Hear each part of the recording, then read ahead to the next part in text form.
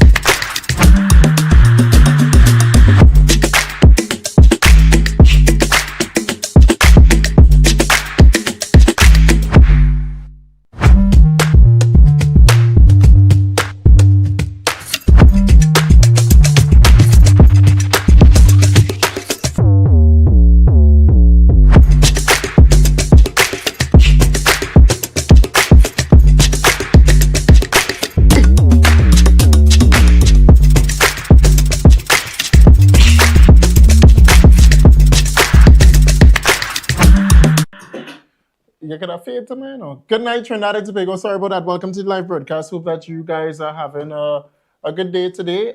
We have a lot to get through. Sorry, we went out on a shoot for Panorama, and apparently the camera settings did not change back to fit in studio, but we'll fix that in coming days for probably Monday's show.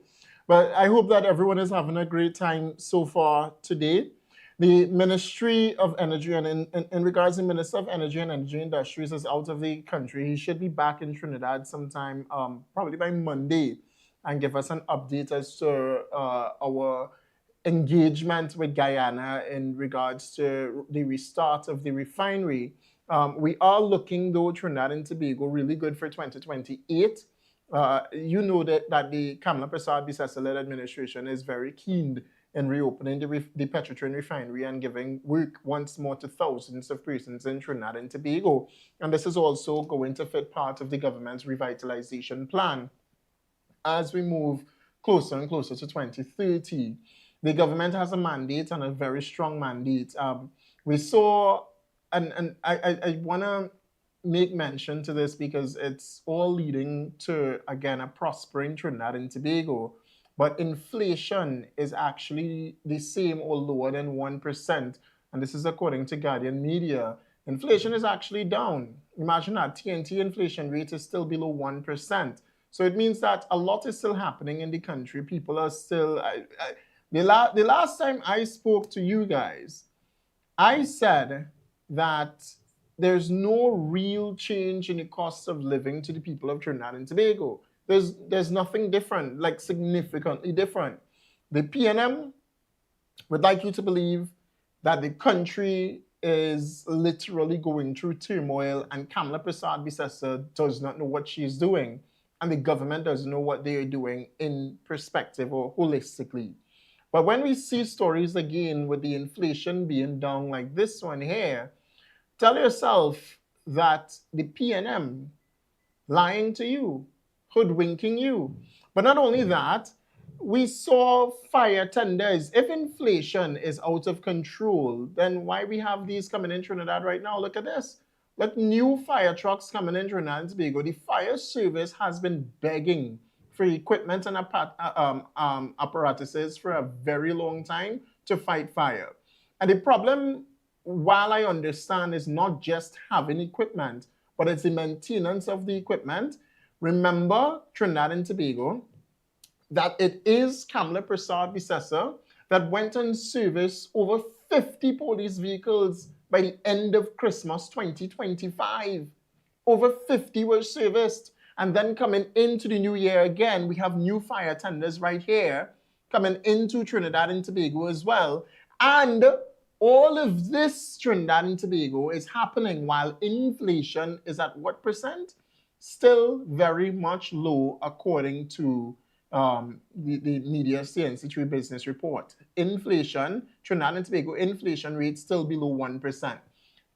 In all of that, in regards to all of that, the IMF, International Monetary Fund, is also giving Trinidad and Tobago a good rating. All right? And it's saying that, hey, while you focus on Standard and Poor's and Moody and stuff like that, and I understand it's a matter of concern, but it's only a matter of concern in the timeline in which the report was for. So don't let the others fool you, and the people who have the Rambles TV and stuff fool you into thinking that the country ain't doing good, because the country is doing good. The country is getting better. We have again the fire tenders that came for Trinidad and Tobago. As you can see on your screen right now, we also have Trinidad and Tobago, the Prime Minister, Kamala Prasad-Bissessar, rededicating the Couva Children's Hospital that was formerly known as the Couva Multi-Training Facility, all right? And she rededicated it, repurposed it, and put it for what it was actually made for. We could have had significant foreign exchange in Trinidad and Tobago. You have persons that telling you, well, Kamala campaign on this and Kamala campaign on that, and she promised to do this and promised to do that when it comes to foreign exchange. But what you expect to get done in 10 months? Right? What you expect to get done in 10 months? It's good that the inflation rate is the same or below 1%, ironically, or at least. And it's good to see that we have tenders coming in Trinidad and Tobago. But in all of that, while all of those good news are coming for you and the Ministry of Energy or Minister of Energy, Rudal Munilal, is in Guyana working for the people of Trinidad and Tobago, we just came off a really, really good carnival. And the Minister of Culture, Michelle Benjamin, said that they spent over $36 million, just about $136 million for Carnival 2026. The opposition up in arms. Where the money, give us a breakdown where the money was spent. The thing is, the money was not spent back into contractors and friends and families' pockets. It was actually spent on the people of Trinidad and Tobago. The Minister of Culture spoke to this country via press conference, is it yesterday? On Friday? Was it Friday? Thursday? Thursday, after post-cabinet on Thursday, the Minister of Culture and Community Development, Michelle Benjamin, gave us this report. My first question is on Minister Benjamin. Minister Benjamin, today at the press conference, the PNM Hans Devines, he asked for a breakdown of the 137 million spent on Carnival. Can you give us a breakdown in terms of how the money was spent? Of course, that breakdown would be provided, as I have said throughout all my press conferences and every time I speak about the Carnival. I intend to let the public know how that funding is usually allocated. Sadly, what I met on taking over the ministry and NCC is that most of the funding goes into infrastructure. Hence the reason this government and my cabinet, we put flavor in place to further reach out to vendors, the small man on the ground, so we speak, and also giving artists a greater opportunity. I think this year, and something I always fail to, I need to stick to my notes sometimes, fail to say is that this year, I think artists saw more bookings because of flavor. Some artists, they will have songs and they don't even get it played on the radio.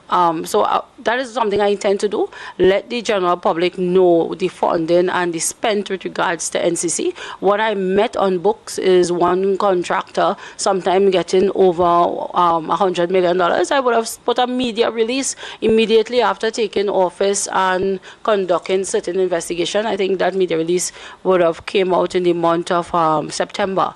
And then they are spent with regards to the North Stand. They are spent, the traditional spent. So I would tell you that we did not reinvent the wheel. Most of the things that you see my administration doing, sometimes we have no sometimes we have no choice, especially for the first year in doing things, more than to execute as we would have met on the books. Because when you try to institute any sort of change, which I would have tried in this carnival, to further give it back to the people, you will see certain pushback, and pushback from opposition members that know what they have left in train is an eating frenzy from their friend and family and contractors. So my colleague could rest assured that I would be interrupted in 2027 and that things would be more openly done. So Trinidad and Tobago would know where that spent is happening, and also it would be fair so persons could earn. And when can we get a breakdown? When do we expect? As you would, Carnival has just concluded, and more so because we are still doing things. We still have persons contracted. We're still in the process of regional carnivals. Although you would see it concluded, there are a lot of things that has to wind up. So within a month, I will think is fair. The only thing is right now is that the media operating like sharks when it comes to this government. Like sharks.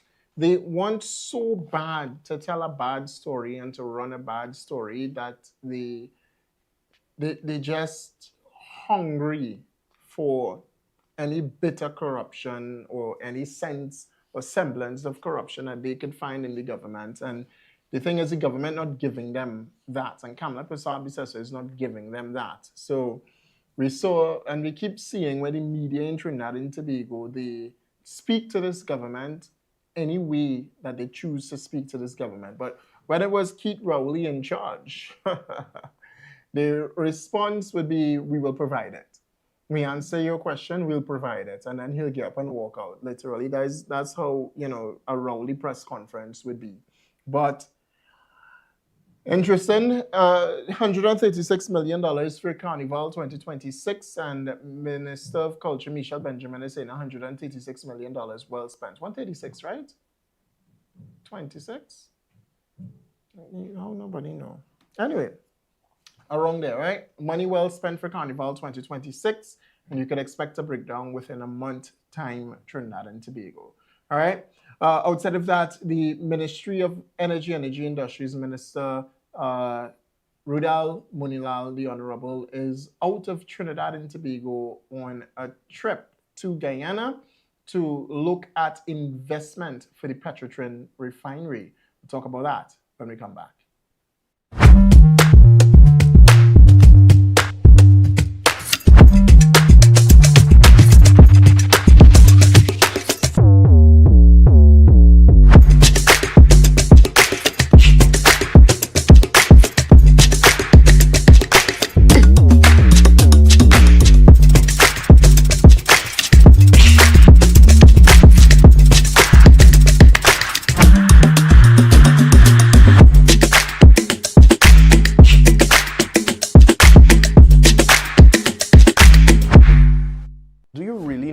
Important comprehension is to SCA or any exam or life in general? I don't think you do. It's that child's ability to connect with any text, break it apart, synthesize it in their brain, and make sense of it in any scenario.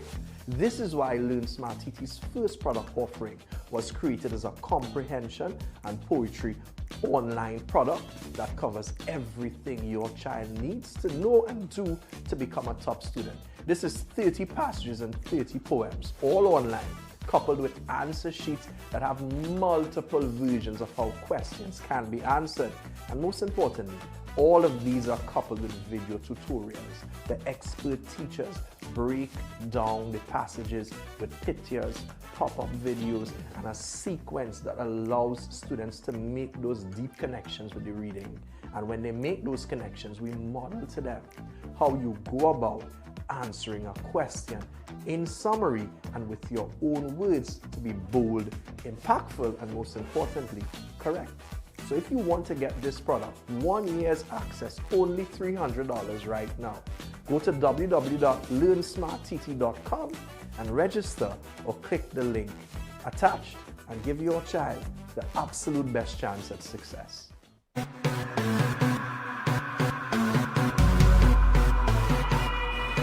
Carnival 2026 is now part of our history, a celebration of culture, creativity, and national pride. For months leading up to the greatest show on earth, the Trinidad and Tobago Police Service, alongside our partner agencies, engaged in meticulous planning and intense preparation to ensure that once again in 2026, it would also be the safest show on earth. We were put through our paces, dotting every I and crossing every T. Every operational detail was scrutinized, every deployment carefully coordinated. Our K9 unit stood ready, our mountain branch trained extensively to prepare for the sights and the sounds of the season. Our newest recruits joined seasoned officers on the front line. Together, they formed a blanket of safety and security across parade routes, event venues, roadways, borders, and communities. We strengthened partnerships, we shared vital intelligence, we listened to feedback from stakeholders, and we built a robust, intelligence-led security framework designed to prevent crime, maintain order, protect every patron, and preserve our rich culture.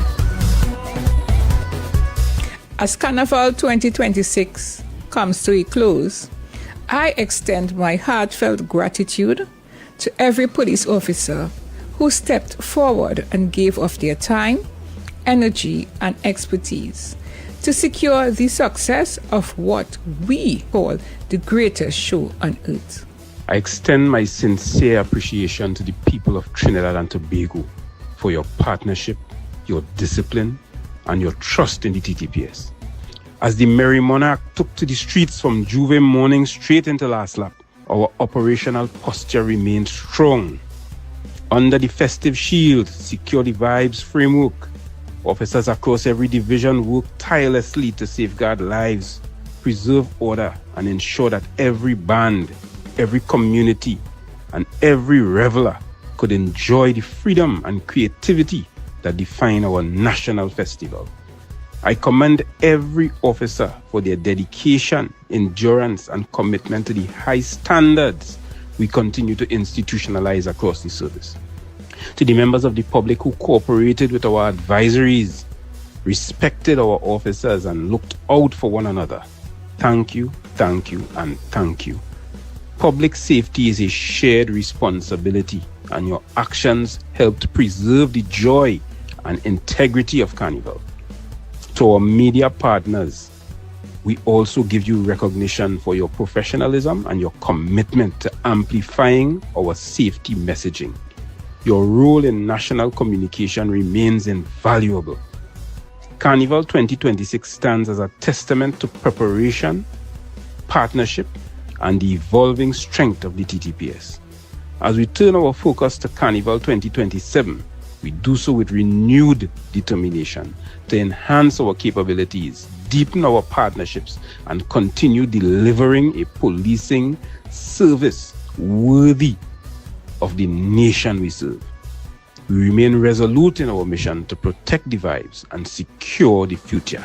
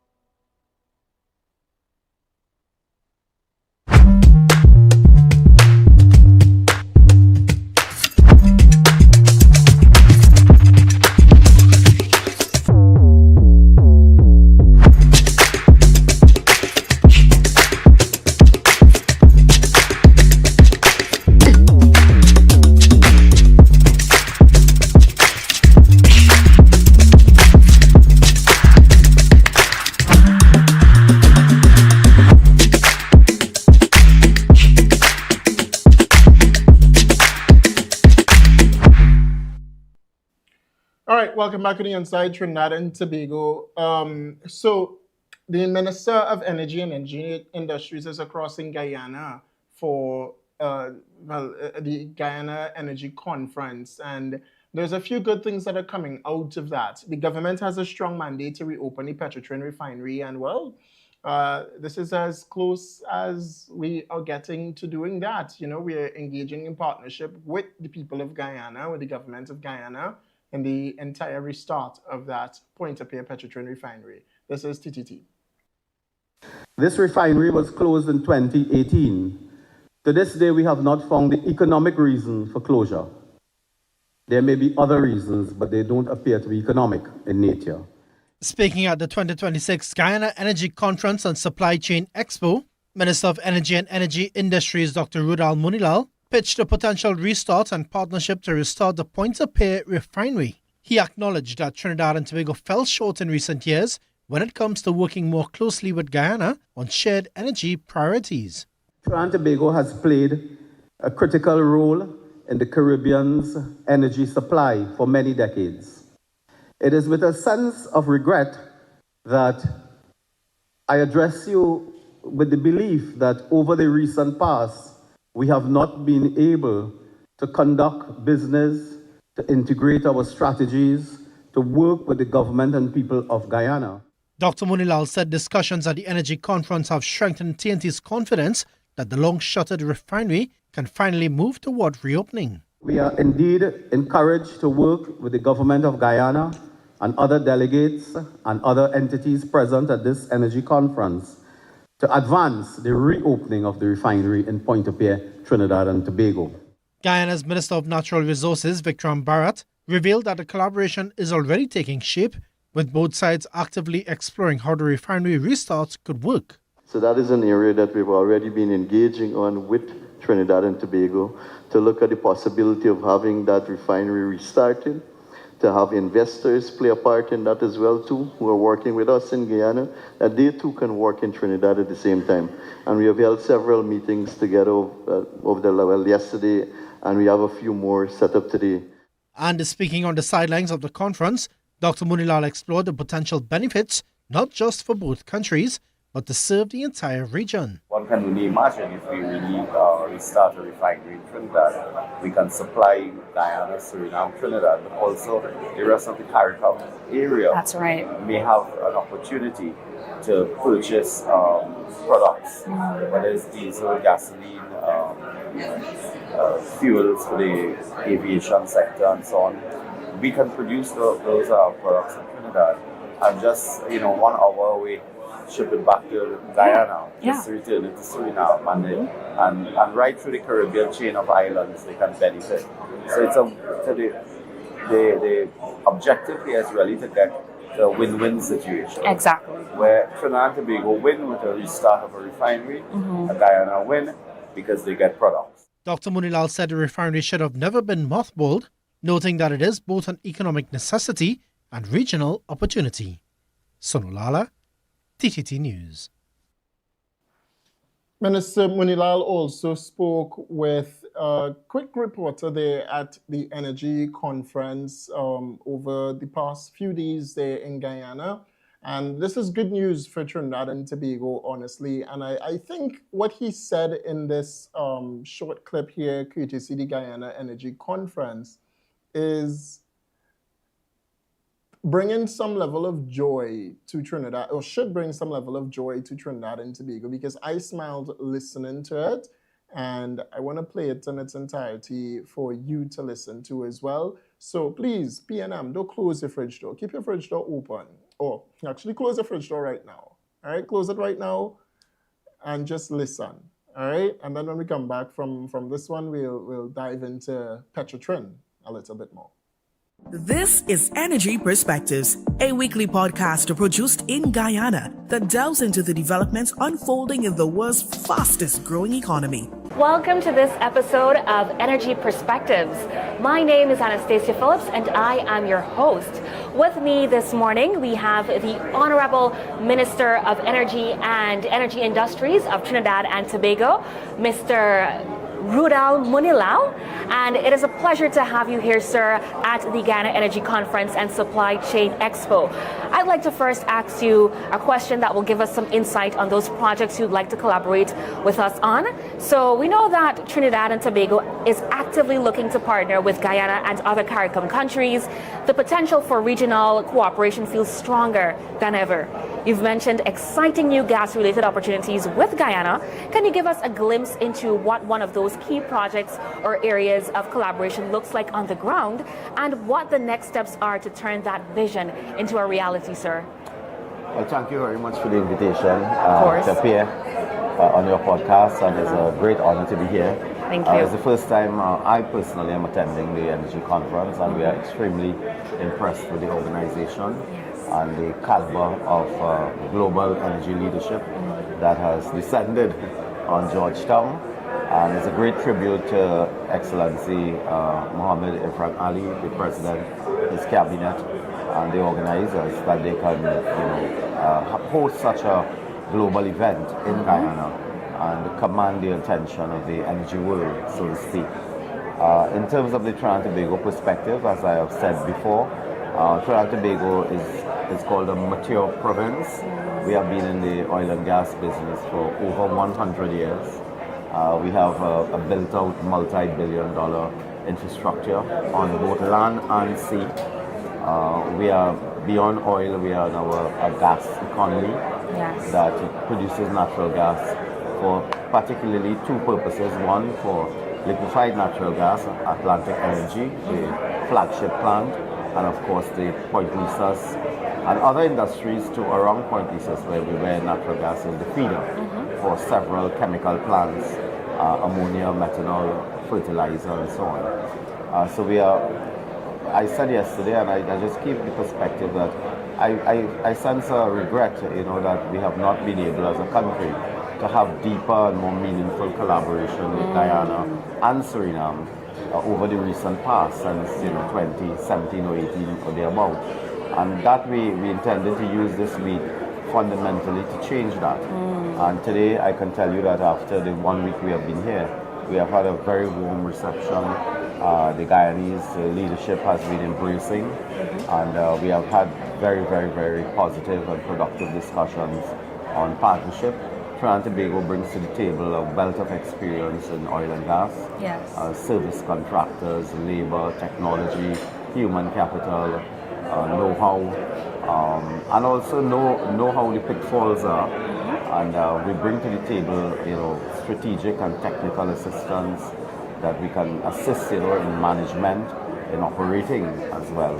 And that is what we are sharing. In terms of the direct question, we have been in a lull, so to speak, for over 9 years or so, when we have had a drastic decline in gas and oil production. There are several reasons for that as well, some political, some not political, because as you know, this is a global marketplace where it is volatile, depending not only on prices but geopolitics as well. So we have suffered a decline, but the good news is that we have had now about 8 projects that may come on stream in 2027, 28, and that will return Trinidad and Tobago to optimal capacity, and that augurs well for our own industrial development. But that will also help in the sense that the people of Guyana, the government of Guyana, could look at Trinidad and Tobago as a logistical and marine hub for transmission of gas, for refining crude. As you know, we operate at one time 2 refineries. Our last refinery closed 7 years ago. A major objective of coming here is to look at the possibility of reopening the refinery. That brings a lot of benefit to the Caribbean, because as you know, we buy refined products from outside the Caribbean. And if we can refine it in a context where we have a massive now amount of oil from Guyana, and the dynamics have changed somewhat for Venezuela, and Venezuelan crude might be available as well. One can only imagine if we really restart a refinery in Trinidad, we can supply Guyana, Suriname, Trinidad, but also the rest of the CARICOM area may have an opportunity to purchase products, whether it's diesel, gasoline, fuels for the aviation sector and so on. we can produce those products in Trinidad and just 1 hour away ship it back to Guyana, just return it to Suriname, and right through the Caribbean chain of islands they can benefit. So the objective here is really to get a win-win situation. Exactly. Where Trinidad and Tobago win with a restart of a refinery, and Guyana win because they get products. Indeed. So that is a major preoccupation here. The other major event here, of course, is that we have been able to meet the leadership of Chevron and ExxonMobil in particular. Okay. And there's not any day you can go to one spot and meet these guys unless you're Donald Trump. You don't really get meeting with all of them at one time. So we are very happy, and we have advanced, of course, discussions on further developments in Trinidad and Tobago. As you know, I mean, we have, as I said, aging infrastructure, a mature province, so our requirements are somewhat different than Guyana.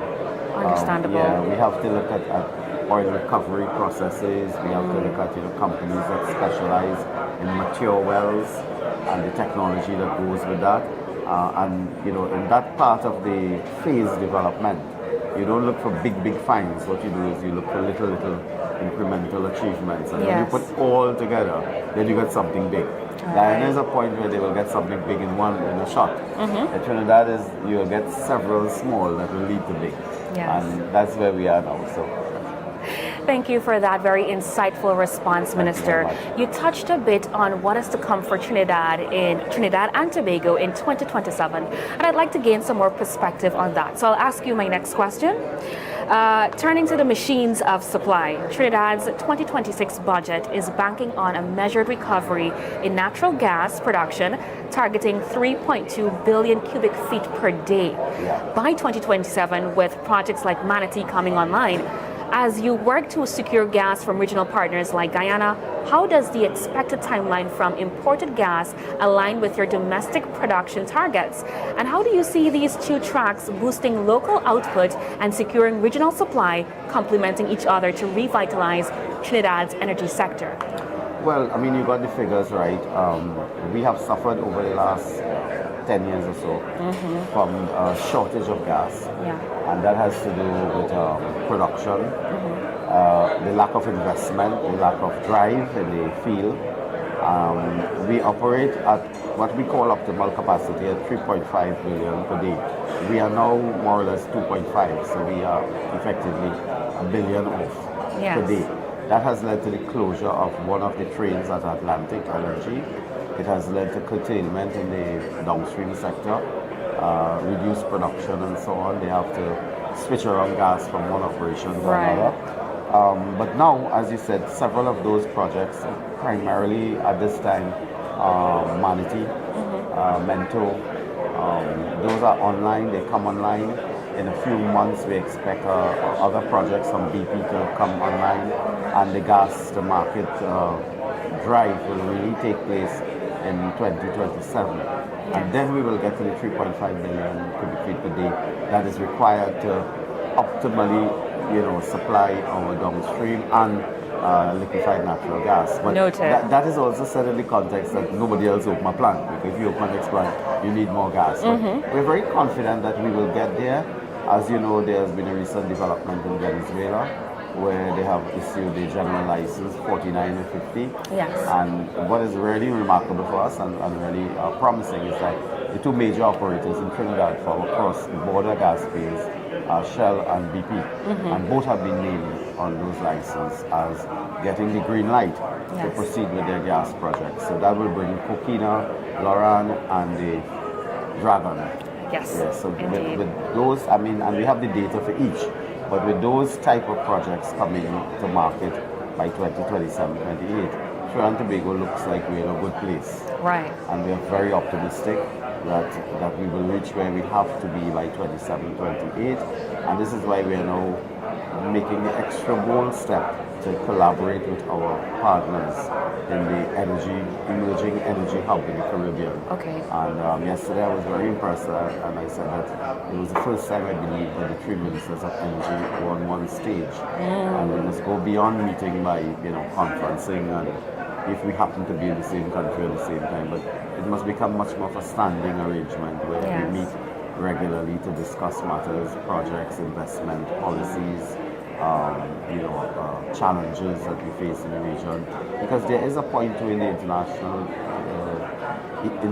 political economy of energy where you can speak with one voice if you command such a rich emerging energy landscape. Minister Munilal, it was a pleasure having you share your time with us and, of course, your perspectives. Thank you very much. Thank you. Thank you for listening to the Guyana Energy Perspectives podcast. Listen to us on Spotify, Apple, or wherever you get your podcasts. I'm just scrolling now, and for those B-Mobile customers, B-Mobile just put out a release apologizing for if you're experiencing issues with your data. Apparently, B-Mobile is currently down and experiencing some issues. All right, but yeah, so that was the Minister of Energy Industries there, Trinidad and Tobago. In Guyana, and looking at a prosperous restart for the Trinidad and Tobago's refinery. Again, this is a mandate by the Kamala Prasad Bisasa-led administration. When we come back, we'll talk on some more. Stay tuned.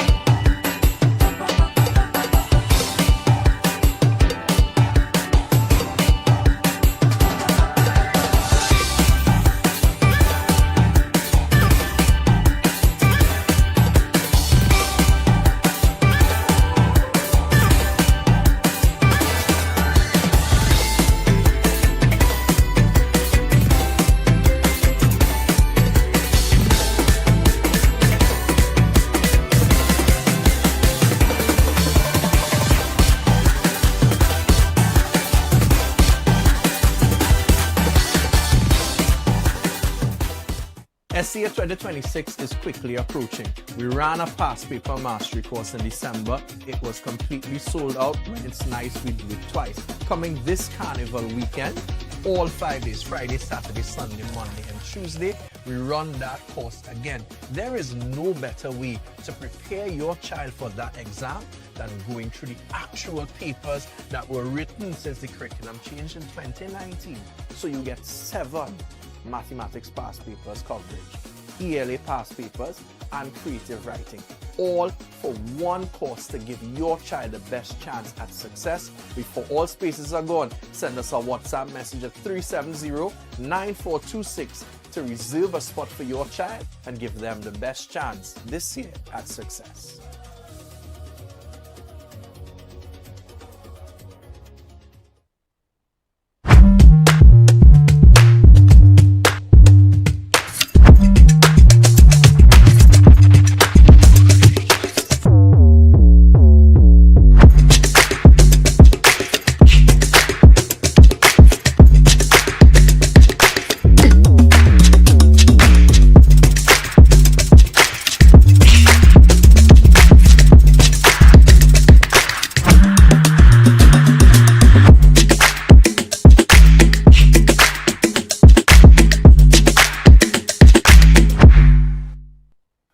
So the PNM Trinidad and Tobago,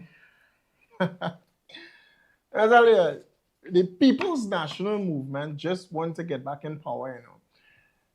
You see, all of the PNM, the Hans Devines and all of them that's speaking now, especially the opposition leader, Penelope Beckles, the only reason why they are upset about Kamala Prasad Bissessa and the UNC government is because Trinidad is set to prosper. And they don't want that. They want their friends, their families, and their financiers to be the ones that prosper in Trinidad and Tobago only. So let's date back, because a lot of people talking, rambles talking on social media. You have former UN people that supported at least the United National Congress speaking out against the UNC today. But why? Why all this noise? What is happening in Trinidad and Tobago? Why are persons so upset over Kamala Prasad Bissessa? I'll tell you. It is because Kamala Prasad Bissessa and the UNC is making the tough decisions early on in their administrative term. That's why. That's the only reason why. We talk about the traffic fines and you talk about the landlord surcharges and all of that. People, the average day person doesn't have to feel that and will not feel that. The people that will feel it are those that have been consistently breaking the law. Whether it's for the driving on your nation's roadways, or whether it might be the landlord surcharges. The landlord surcharges, again, just to put a pin there and finish that conversation for good, are for persons that have not been paying taxes but renting out their property. That's all. Persons that have property in Trinidad and Tobago, you see how many property, and Kamala made reference of this as well, of how many business places going up in Aranguez. We saw on the highway, we saw Popeyes, we saw Rituals, a bunch of new establishments, new malls going up. And Kamala Prasad Bissessa said a lot of these businesses not paying property tax, well, not property tax, but taxes on their income. And Kamala Prasad Bissessa rightfully is saying all right-thinking citizens and all law-abiding citizens in Trinidad and Tobago pay their taxes. However, you do have those that operate in Trinidad and Tobago that are not paying taxes. And Kamala Prasad Bissessa promises as well to deal with the issue when it comes to the NIS. Because a lot of employers out here, oh God, I'm feeling bad, but a lot of employers out here don't even pay their employees NIS. Or when they take it out of their salary, it is not paid to the NIS. You have upwards until I think maybe 2 weeks into the new month to pay the NIS. Director, stop it. 2 weeks into the month to pay your employees NIS, but they don't do it. They keep the money. And this is why I'm urging employees out here to go and check your contributions. When I was working private sector, I went and checked my contributions and make sure that they pay it, because I'm not playing that, because it's for your benefit. Also, it's for the state benefit as well. It is to keep the country going. And Kamala Prasad Bissessa inherited a problem that the PNM did not deal with for over 10 years. 10 years, Trinidad and Tobago, they did not deal with the problem. So someone needs to deal with it. And Kamala Prasad Bissessa is making the tough decisions to deal with it now. So when we talk about EU and the fact that Trinidad and Tobago is off the EU blacklist and PNM want to take credit, fine, go right ahead. Take the credit. That's what you want? That's what you want. You just want to feel relevant. So go ahead, take the credit. Yeah, PNM got off the EU blacklist. Whoop-de-doo, hooray, hooray, hurrah. While you got us off the EU blacklist, it is Kamala Prasad Bissessa that would lead this nation into prosperity. It is Kamala Prasad Bissessa that are making the tough decisions when it comes to the traffic fines, when it comes to the landlord surcharge, when it comes to dropping gas as well by $1 at the pumps, right? When it comes to managing Trinidad and Tobago's economy, when it comes to the bond, the oversubscribed bond, I hear rambles talking about, oh, we so happy and the government so happy that they could go and pay back a loan. And he say any person that wants to pay back interest as in the tune of 6.5 or 6.2%, then definitely people will or international persons will jump at that and say, yes, we want to spend money in Trinidad and Tobago's economy. If that is so, and I like to help me out here, right? Because we doing business. If it is that now in 2026, the only reason why the bond is oversubscribed by 2.5% is because of a 6 point something percent payback interest rate, right? If that is the case, why 2025 nothing, 2024 nothing, 2023 nothing, 2022, 2021, 2020, 2019, 2018, 2017, 2016? Why nothing for 10 years? Why? Why is it for as soon as the government came into power, the PNM that is, came into power between 2015 to 2020, why is it that Uber left Trinidad and Tobago? Why is it that we were starving for foreign exchange? Tell me that, right? The credit card limits, and yes, FCB said what they had to say and did what they had to do when it comes to the US limit in Trinidad, right? But it's not like a problem like Kamala Persad-Bissessar created. It was inherited. If it is that Trinidad or anybody would have jumped at a 6.5% payback rate for a bond, then why nothing for the past 10 years in Trinidad and Tobago? Why nobody wanted to invest in Trinidad and Tobago's economy? Because we wasn't looking good. Colin Mimber talk about so much booms. The economy is booming, Madam Speaker. It's booming. But nobody was investing. Nobody wanted to invest. Nobody at all. See, there's a difference now between telling the truth and telling just a blatant lie, and also twisting the truth for your own personal benefits and gains or to suit a political agenda. And that is what persons are doing now when you talk about the bond and the oversubscribed bond, and that the only reason why investors running at that is simply because of the payback rate, and we had to pay back a lot and this and that and the other, right? It's because it's suiting a political agenda. And people want to just bring down Kamala Persad-Bissessar and say, you see that woman there? She lying, she's a sukunya, she this, she that, she the other. When in reality, the only reason why internationally people are investing in Trinidad and Tobago now is because government change. And no longer you have the black man running Trinidad and Tobago into the ground, because that's what was going on with Keith Rowley running this nation into the ground. You talk about OFAC and you say, oh, it's PNM when should the mud to get OFAC back. While it's PNM go through the mud to bring OFAC back, it is also the PNM that almost got this country sanctioned. I hear people talking and saying, is Kamala Persad-Bissessar that got rid of the OFAC license back then when PNM got it. I don't know, but what Kamala do? When Delcy Rodriguez came into Trinidad and Tobago during COVID-19, it is Kamala Persad-Bissessar that has sanctioned the aircraft, sanctioned by the United States of America, landed here in Trinidad. Everybody agreed with Kamala back then. Almost everybody, obviously. Right? Almost everybody. But those that are against her now was hitting that story for 6. But now the tables turn, and you suddenly think that David Welch narrative changed. It didn't change. I've been saying the same thing then that I'm saying now. The PNM is the worst for the country. And the PNM brought a sanctioned aircraft into Trinidad and Tobago and had a closed-door meeting with people that they didn't know about.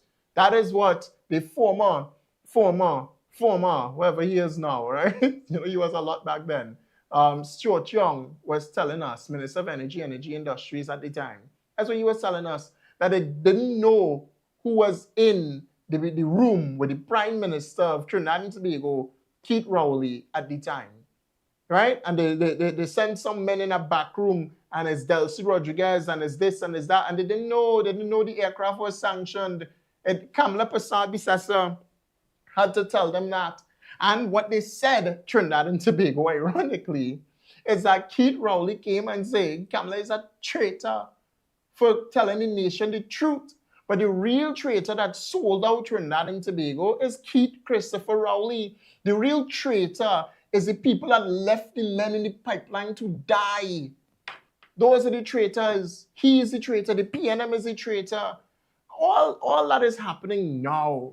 I am confused, I'm confused. I am confused as to what Kamala Persad-Bissessar is doing so wrong to the people of Trinidad and Tobago. They talk about CPEP, URP, CPEP, URP, CPEP, URP. When in reality, it wasn't created to be a sustainable job. It was created as a unemployment relief program. How much more must the the government carry the burden of the people. I know the people are the government, but the government purse carry that burden. How much more? When you talk about why the sea bridge shutting down so much, hello, it's because it's subsidized heavily. And the PNM spoke about the subsidies, and we could agree, and we agree now. But in general, Trinidad and Tobago, we have issues, understandable. Every government will have issues. But the fact that people, and I heard a guy on TikTok, he well cuss out Kamala. Oh God, I never hear cuss so. But it's not that he just cuss out Kamala Prasad Bisasa, you know, he called her racist. And I had to respond to this. And I wonder if should I play it, director? Should I play it? Is that real cussing in it though? I won't play it. But I'll show you the guy that I'm speaking about. Because it was cuss for Kamala Prasad Bisasa. And I like, but what Kamala do so? This is the guy. I like, there's a guy. And I like it, no, I like it, I save it. But I like, but what Kamala do so, and over 900 people like this, the viewership is currently at, let me see here, and every day is a cost for Kamala. 44,000 people watch that video. And I like, but what Kamala do so, see me in the comments trying to figure it out, right? He called Kamala Prasad Bisasa a racist, so I said in the comments right there, look right there, right? I said, I'm confused. Which Kamala Prasad Bisasa you listening to? She did not say because a black man run Trinidad and Tobago, it's a lawless dump. She said TNT is a lawless dump, which is true. That's all Kamala say. You hear Kamala say because the black man run Trinidad is a lawless dump? You should listen to this video, director. 44,000 people watch this video, listen to this, plus more obviously if you share it across platforms. And people are agreeing in the comments.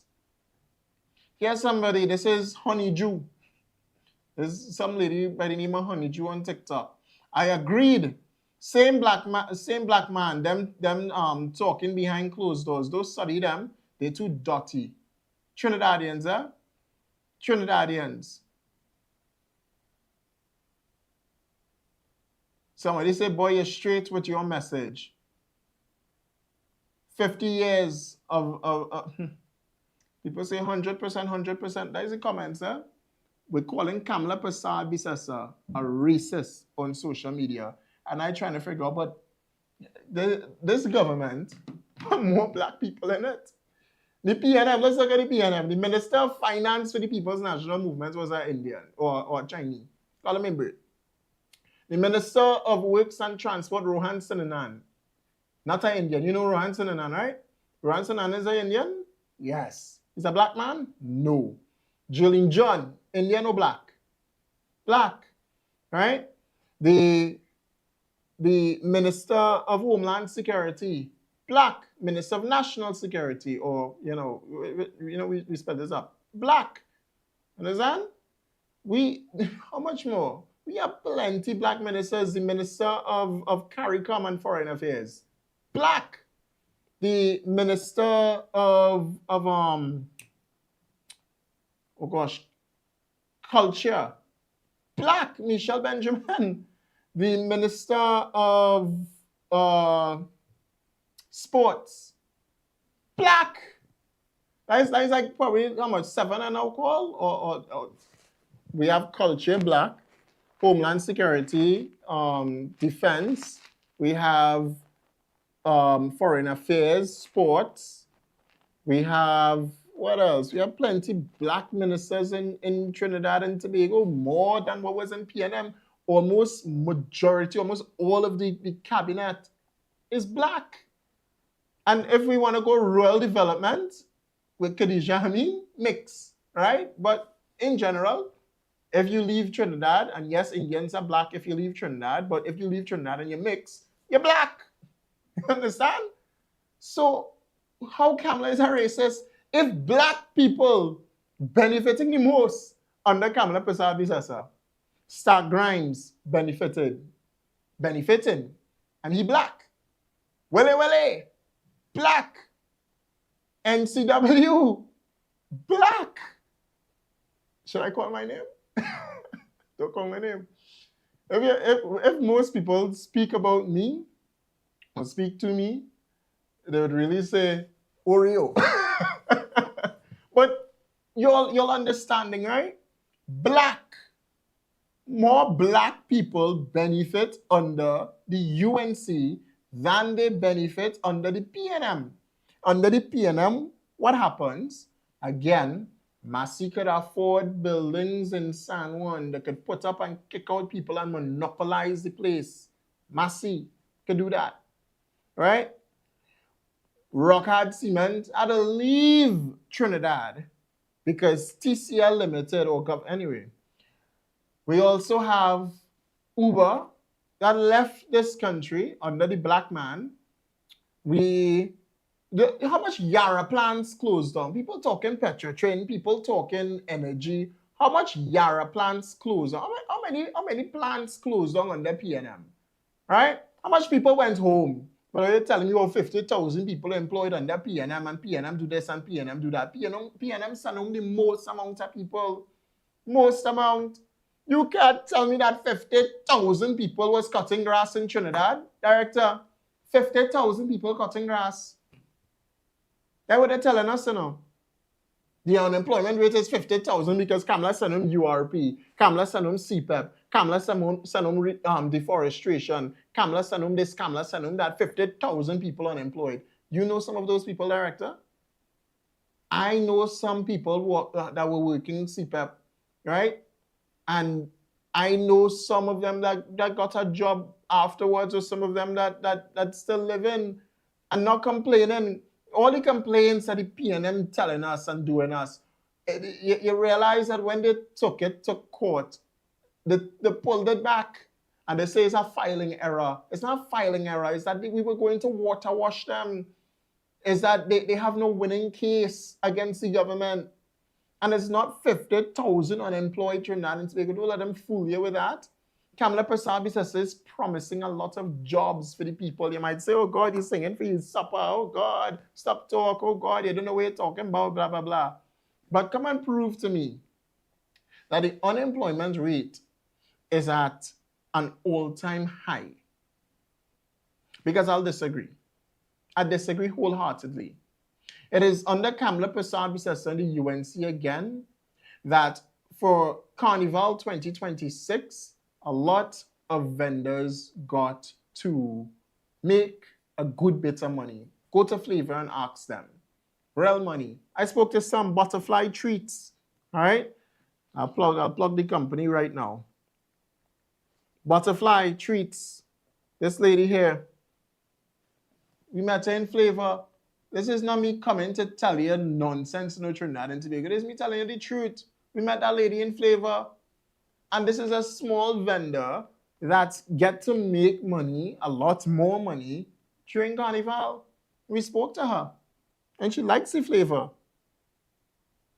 So even when they're telling you these things, Trinidad and Tobago, what they won't tell you is that the opposition went down there to Flavor too.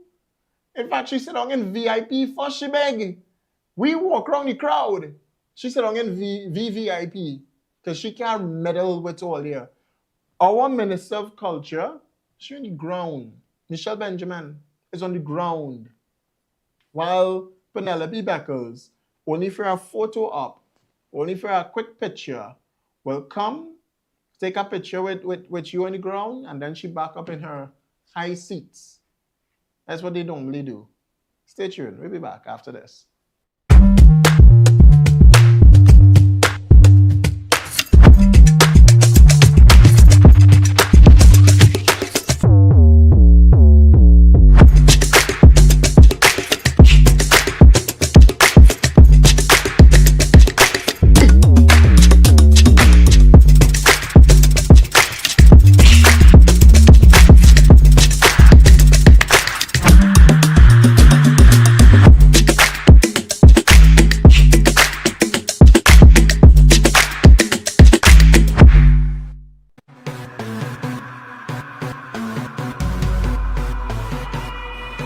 Carnival 2026 is now part of our history, a celebration of culture, creativity, and national pride. For months leading up to the greatest show on earth, the Trinidad and Tobago Police Service, alongside our partner agencies, engaged in meticulous planning and intense preparation to ensure that once again in 2026, it would also be the safest show on earth. We were put through our paces, dotting every I and crossing every T. Every operational detail was scrutinized, every deployment carefully coordinated. Our K9 unit stood ready, our mounted branch trained extensively to prepare for the sights and the sounds of the season. Our newest recruits joined seasoned officers on the front line. Together, they formed a blanket of safety and security across parade routes, event venues, roadways, borders, and communities. We strengthened partnerships, we shared vital intelligence, we listened to feedback from stakeholders, and we built a robust, intelligence-led security framework designed to prevent crime, maintain order, protect every patron, and preserve our rich culture. As Carnival 2026 comes to a close, I extend my heartfelt gratitude to every police officer who stepped forward and gave of their time, energy, and expertise to secure the success of what we call the greatest show on earth. I extend my sincere appreciation to the people of Trinidad and Tobago for your partnership, your discipline, and your trust in the TTPS. As the Merry Monarch took to the streets from Juve morning straight into last lap, our operational posture remained strong. Under the festive shield, Secure the Vibes framework, officers across every division worked tirelessly to safeguard lives, preserve order, and ensure that every band, every community, and every reveler could enjoy the freedom and creativity that define our national festival. I commend every officer for their dedication, endurance, and commitment to the high standards we continue to institutionalize across the service. To the members of the public who cooperated with our advisories, respected our officers, and looked out for one another, thank you, and thank you. Public safety is a shared responsibility, and your actions helped preserve the joy and integrity of Carnival. To our media partners, we also give you recognition for your professionalism and your commitment to amplifying our safety messaging. Your role in national communication remains invaluable. Carnival 2026 stands as a testament to preparation, partnership, and the evolving strength of the TTPS. As we turn our focus to Carnival 2027, we do so with renewed determination to enhance our capabilities, deepen our partnerships, and continue delivering a policing service worthy of the nation we serve. We remain resolute in our mission to protect the vibes and secure the future.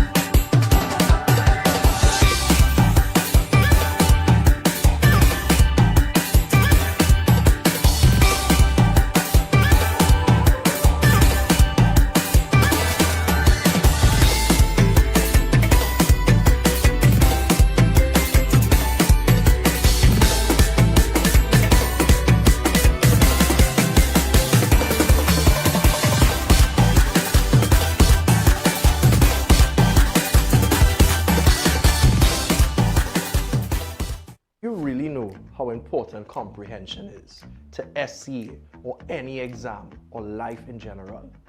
I don't think you do. It's that child's ability to connect with any text, break it apart, synthesize it in their brain, and make sense of it in any scenario. This is why Learn Smart TT's first product offering was created as a comprehension and poetry online product that covers everything your child needs to know and do to become a top student. This is 30 passages and 30 poems, all online, coupled with answer sheets that have multiple versions of how questions can be answered. And most importantly, all of these are coupled with video tutorials. The expert teachers break down the passages with pictures, pop-up videos, and a sequence that allows students to make those deep connections with the reading. And when they make those connections, we model to them how you go about answering a question in summary and with your own words to be bold, impactful, and most importantly, correct. So if you want to get this product, 1 year's access, only $300 right now. Go to www.learnsmarttt.com and register, or click the link attached and give your child the absolute best chance at success.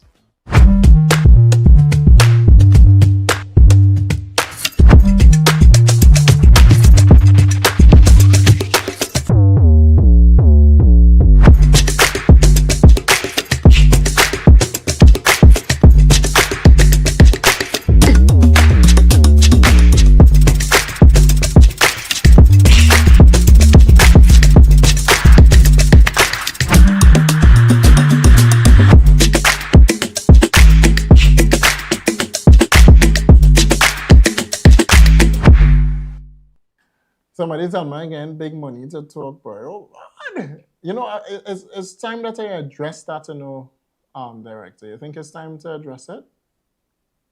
No. Because, I mean, is the director collecting the money under the table and, you know, he facilitating this now? Yeah? And I tell her, something had to give. I don't know now. Some big money we collecting. So what they could say, actually, this is what they said, Illuminating Trinidad and Tobago said, boy, Ole really getting nice money to make noise, yes? What is the point you making, you JACKASS,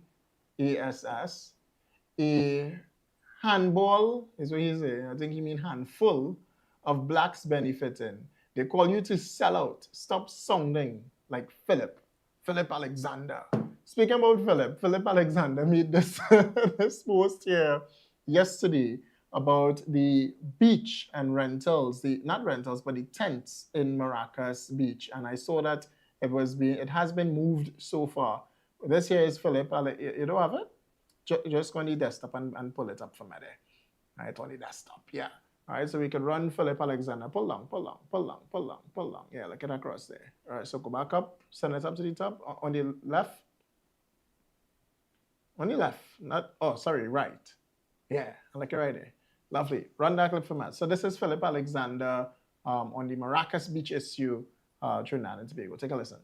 So I gotta apologize to all of the people who tagging me, who want a comment from me as to what's going on with the madness with the beach chairs and the umbrellas and the tents. Some people say, Philip say he's gonna fix it, and he fix it. I wanna tell you something. I am in government now. I am not an activist. I can't show up in the middle of the road to pelt cuff. I represent a party. I represent my colleagues. I represent my prime minister. And I have to carry myself with a certain amount of dignity and respect. So I had to take some blows. And I taken my blows because it's not due to me. And I know and I see that in the long run, the entire public will see that I was correct all along. That the PNM was wrong. That Sabga Media was wrong. Within days of coming into government, I went to the beach with my family. We were campaigning hard for months and I was tired and I went to take my family for a little beach, eat a little shack and bake and relax. Everybody on the beach came to me. Look, Philip, we fix it, man. Hey, blah, blah, blah, blah. Everybody, beachgoers, concessionaires, lifeguards, everybody wanted to complain about the gangsterism that was going on the North Coast. And I told Trinidad and Tobago it is gang leaders that operate in those chairs. There's hundreds of thousands of dollars in chairs and tents. CNC3 Sabga Media distort the facts with a little off camera. That is the style. They bring somebody off camera. You know who you're talking at, who talking, so you're just taking it because you can't argue back with an off camera voice. And that is Sabga Media style. They bring somebody to say, no, we's good boys, we just trying to make a living, we lose, we walk, and blah, blah, blah. And you know what? I can't fight that. I had other jobs to do. In fact, that's the Ministry of Tourism. That's not even my lane. But people still accustomed to Philip will fix it. And people come to me for everything. And I can't tell you in the front because it's not correct politics. But every single Carnival Tuesday, I was working with the Honorable Minister of Culture, Michelle Benjamin, the Honorable Minister of Social Development, the people, Vandana Mohit and Dr. Natalie Chaitan, to sort out problems of people living in Maruga. Dr. Lakram Bodo, the Minister of Health, Carnival Tuesday, sorting out somebody who having a health issue. Listen, we don't stop working. So when you come to Philip, expecting Philip to fix it, I will. But now I can't talk about it in public. We do more than we ever did before because we're in government. And no, we're not turning our back on the people. But when Sabga Media distorted the facts and manipulated public opinion into believing that we were somehow looking to take food out of poor people's mouth, I say this fight, sometimes they say a pit bull could beat a skunk every time, but sometimes it's not worth the stink. And I left this one alone because I knew that was going to spiral out of control. I knew because I was a person years ago, solved that problem and it came back and different gangsters now. But you know what? Now that the public has added their voice to it, now that the people are saying they want it fixed, I know the government is going to fix it. Kamala Prasad-Bissessar, the Honorable Prime Minister, has a heart for people and she wanted to find a way to compromise. But you have situations going on where inside of all of that, I can't tell you all of them is gang members, but there are gang members inside of there who threaten the contractors who went to build the lifeguard huts, threaten to burn down the huts if they don't get paid a tax. The contractor gone. But the lifeguards cannot see past the tents. So you could be drowning in the beach, in the water, and they can't see you to come and rescue you. All of that is what is going on. There need to be law and order. But for as long as the PNM was sending lawlessness to you and pretending that was law and order, we had to let them run their run. Once again, the people of Trinidad and Tobago see that the PNM is the worst thing that ever happened to the country. And it is why we took the garbage out on the 28th of April, 2025. The PNM will never see public office again, no matter how they and the 1% media try to twist things and turn lies to try and make it to the truth. You know why? Because what we're realizing is the truth is always prevailing. The PNM is always ending up having to shut up and go away. So I want to tell Trinidad and Tobago this morning, we hear you and it is going to be fixed. I know for a fact that the Prime Minister has instructed ministers, plural, with serious portfolios to get involved in this and fix it once and for all. So, like everything else, when you see me touch down, no, we're going to fix it properly. And the United National Congress Coalition of Interest Government, led by the Honorable Kamala Prasad-Bissessar, is fixing all of it. Stay safe, Trinidad and Tobago. I know, responding to Minister Alexander. Now responding to Minister Alexander there. Because, go ahead. I want to know, Philip, please help me. Help me out here. Minister Alexander, I want to know, what is shark and bake? I hear the story here. I hear what you're saying. But what is shark and bake, boy? You know what? I think you've been eating a little bit too much of, chicken curry. A little bit too much chicken curry because I don't know. Anyway. So that is that. Trinidad and Tobago Minister Alexander is currently at Queen's Hall as well, right? But that is that. Shack and bake, yes. But in all fairness, again, the conversation is once more correct. Philip will fix it. Philip go fix it. Stay tuned. We'll be back right after this Trinidad and Tobago.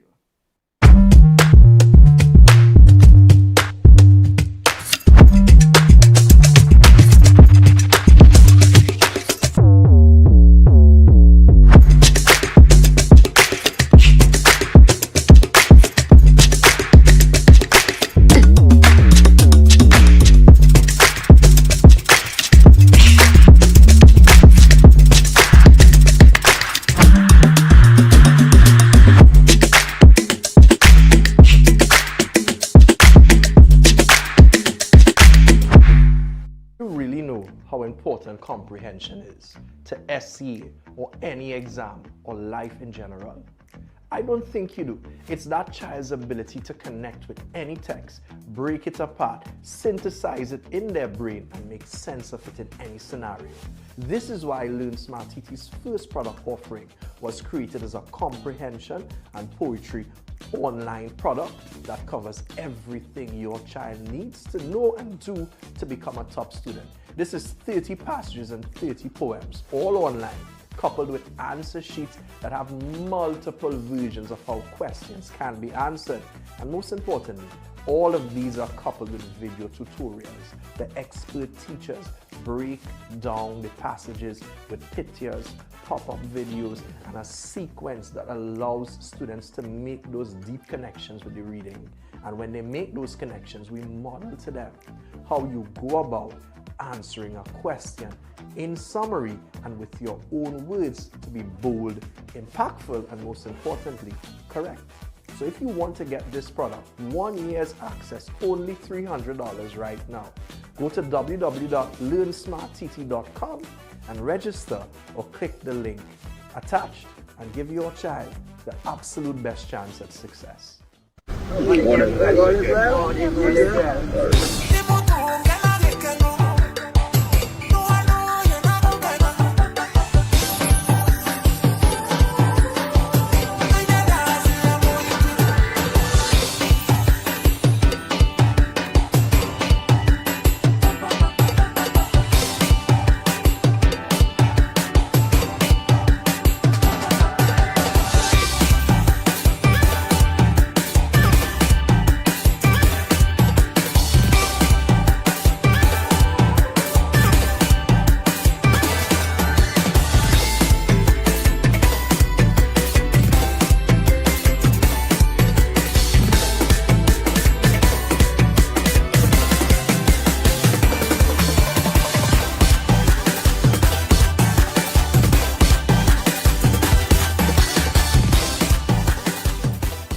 SCA 2026 is quickly approaching. We ran a past paper mastery course in December. It was completely sold out. When it's nice, we do it twice. Coming this carnival weekend, all 5 days, Friday, Saturday, Sunday, Monday, and Tuesday, we run that course again. There is no better way to prepare your child for that exam than going through the actual papers that were written since the curriculum changed in 2019.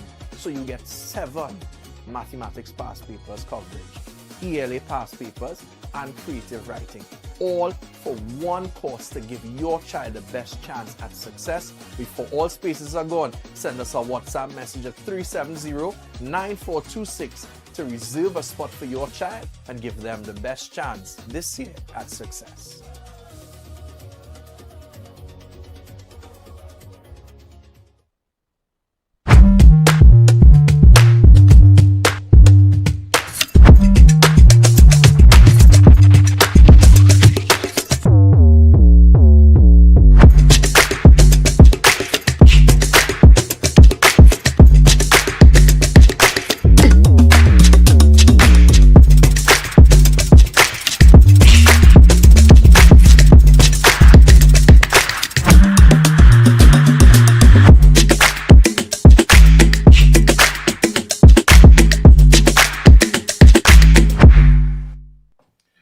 So under the People's National Movement, the media usually doesn't say anything at all. But under Kamala Prasad Bissessar, as Dr. Esther Cruikshank said, everybody now have a voice. Everybody could talk now. Well, during the post-cabinet media news conference on Thursday, the media got into a little back and forth with Minister Wayne Sturge. And, well, this is how it went. Just to add, you mentioned three incidents which occurred in a scenario where there were thousands of persons in cramped spaces, many of them inebriated, and you only mentioned three incidents. Right, that you know of? Well, you're the media, you're supposed to know, and usually when the media comes, they would usually come with statistics from previous years. If you compare it to previous years, is this the first time someone has been shot at during Carnival? Is this the first time someone was murdered during Carnival? The answer is no. It is not uncommon. And the fact that you can only mention three incidents over a 5-day period, it tells how safe it was. No, I expected you to come with statistics to tell me, well, different years it had no shootings or no stabbings or nothing. You can't have that size of an event where thousands of persons are inebriated and so on, and from different zones, so to speak, and not have some sort of fiction and this sort of thing. This is not uncommon. But what we are saying is the very fact that you could only point to three incidents, you being the media, and not bring statistics to back it up, to contradict that this was the safest. And that tells a story. And whilst I am on that, I noticed yesterday the Express carried an editorial, and they quoted the Crime and Problem Analysis Unit of the Trinidad and Tobago Police Service, CAPA. And they were trying to paint a picture that this carnival was no different to others. And in trying to paint the picture, they said they used the statistics for the months of January, February, and March 2026. But today is the 18th or 19th, not so? February has not yet ended, but the Express editorial is making reference to statistics for January, February, and March, which has not started. So that really calls into question the agenda and the integrity on this issue. It's interesting that you used the word agenda and integrity. There were murders in last year's carnival event. There was one in St. James, if I remember correctly. There were murders, plural. There was one this year, singular. Right, but so that's an improvement. There were several last year and several in all of the other years except 2021 when because of COVID we didn't have carnival. So you are making my point for me that if you bring statistics you would see this is the safest in about 20 years. What I'm trying to get, Minister, with all due respect, is acknowledgement that we often hear the Prime Minister herself and her predecessors before her acknowledge that one murder is too many. So when you say... I didn't say different, did I? You said it's the safest carnival. It is. But what I'm saying is, not referring to an agenda, for the record, I do not have one. But what I'm asking... I think what perhaps even the families of these people who are victims, people who were shot, people, in this instance, a teenager that died, acknowledging at the very least that it wasn't an incident-free carnival and that it was one... Wait. Did I ever say that it was not incident-free? Did I ever say that? I'm asking you a simple question. Did I ever say it was not incident-free? What I'm saying, Minister... You are not answering.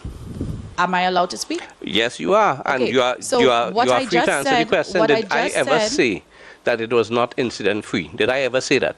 What I just Did I ever say that? Was that... You can't even answer. What I'm asking, in terms of posing the question, is whether you are in a position to acknowledge, or whether you are willing to acknowledge that it was not an incident-free carnival. That's it. Did I ever suggest it was not? So it was not an incident-free carnival? I think in context... No carnival is incident-free.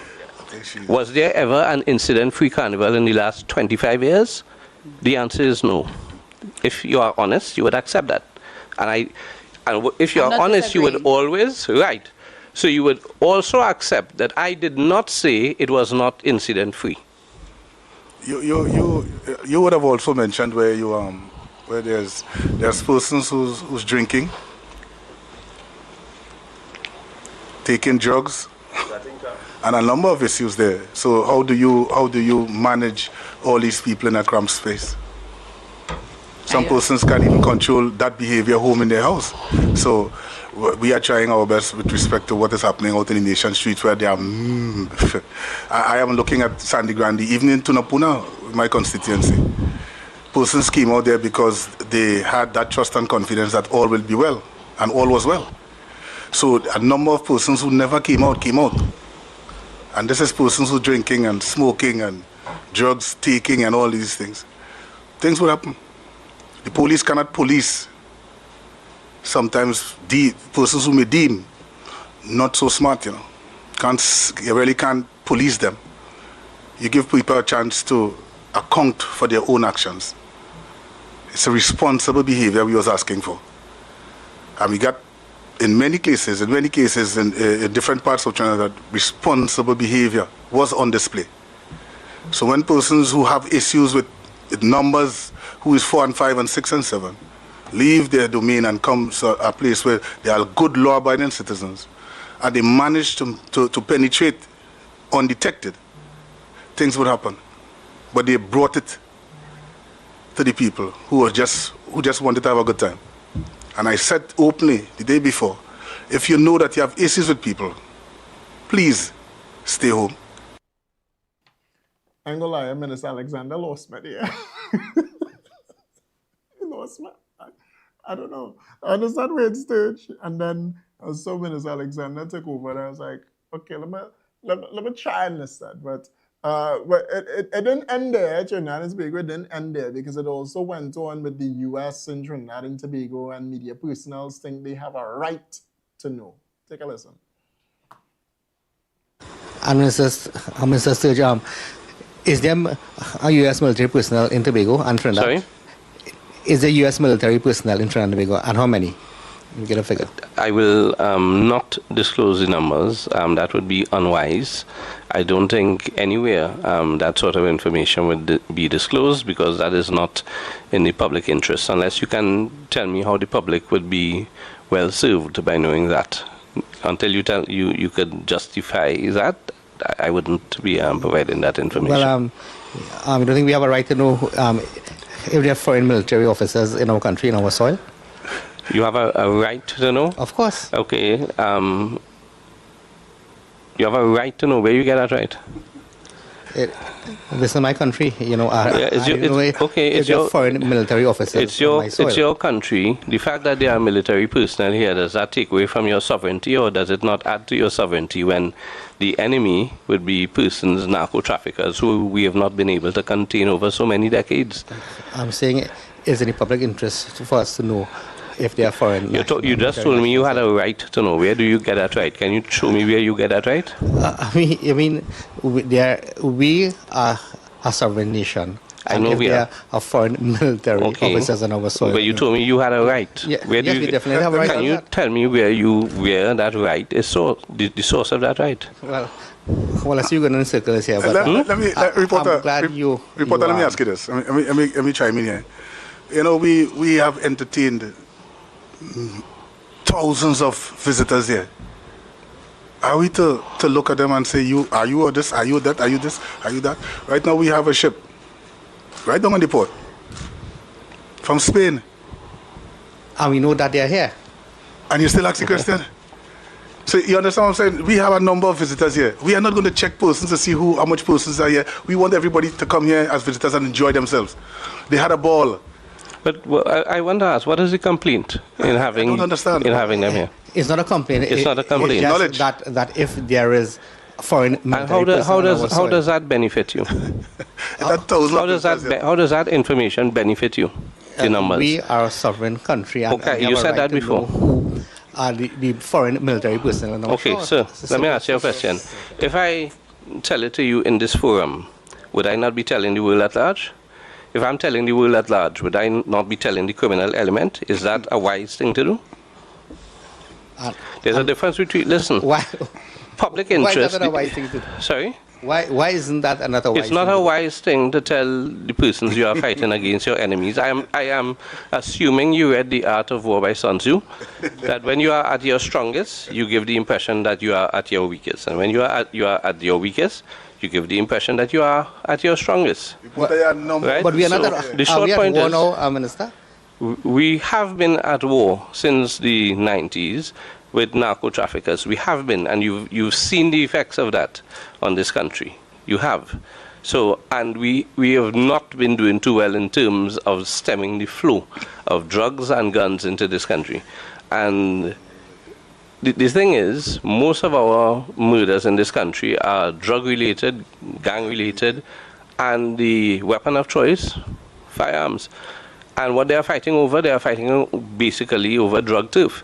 So if we've not been able to stem that over the last 3 decades or so, and we are getting assistance in doing it now, should I tell the narco traffickers, well, we have X amount of US personnel here, and this is where they are stationed, so that they'll know well how to conduct their business? No, that's not how it's done. The question that Pryor asked, I don't know what's going on with Pryor and ACP News. I don't know what's going on, but the question that he asked, are we at war, Minister? What? So we need to only be at war for military presence in Trinidad. The thing is, this is nothing new, you know. There are so many joint operations between the Trinidad and Tobago regiment as well as the United States Defense Force or military or whoever that's come down to Trinidad to train our regiment personnel, all right? It's nothing new.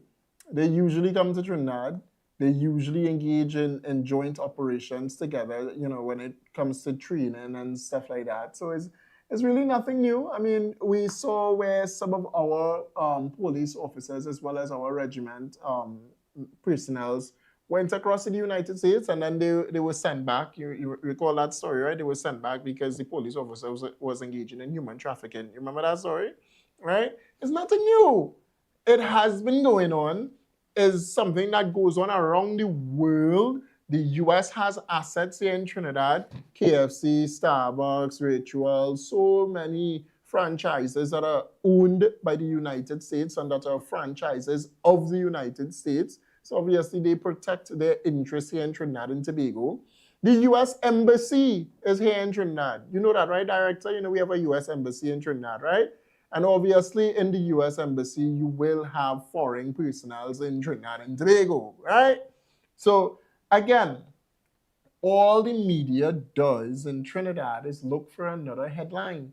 Look to create sensationalism and engage in misinformation, propaganda, and that's all because that sells newspapers. People, unfortunately, not going to physically, you just search up AZP News to get news for the ticker? No, right? People are gonna search up AZP News. The fact is, your company is based off propaganda and sensationalism. That's all. So to say, are we at war, Minister, is ridiculous. No, we are not at war in the sense that you are asking.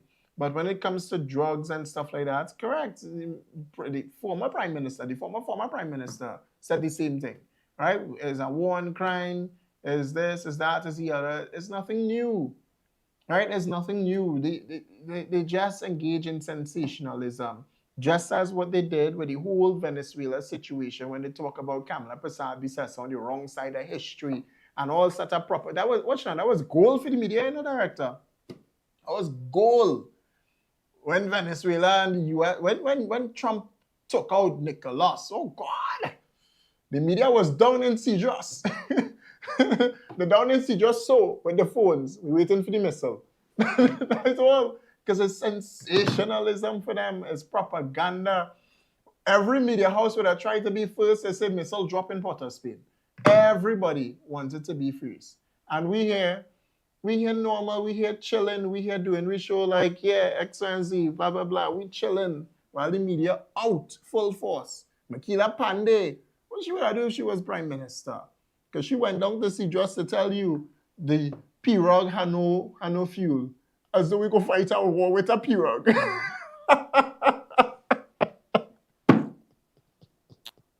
We fighting war with a pirogue. She went down. This is the situation down here in Cedros. And the Coast Guard told me that or somebody told me it had no fuel, and it had no boat, and it had no this, and it had no that.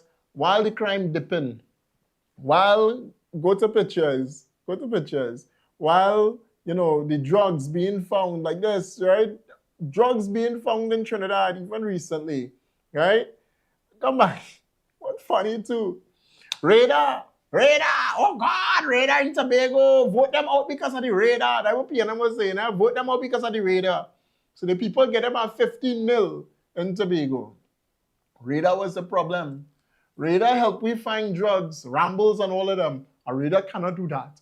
A radar cannot do this. A radar can do the other. A radar supposed to help find this and help find that and help find the other. There's no way the radar could do this. You hear all that story, right, director? From Rambles? Radar can't do this, radar can't do that, and the lying, government lying. Oh God, the lying. Kamala just lying. But what are they saying now? Now that the war over. Nicolas Maduro gone. Now that all of that happened, you know what they changed the conversation to, director? They changed the conversation to dragon gas gone. You see? Kamala, wrong side of history. Venezuela doing business with other people and they doing no business with Trinidad. That's what they were saying, right? Just after Delcy Rodriguez and all kind of thing, and they say Delcy not gonna do no business with Trinidad. You know what the story is now, director? A couple days later, a week later or so, new story. OFAC license. OFAC and deal between ExxonMobil and Venezuela and deepwater drilling and Venezuela oil in Trinidad and the where is the Kumana Keenfield? What Manatee? What? Talk loud. Manatee, right? Coquina Manatee, right? All of that happening now. You know what they change the conversation to again?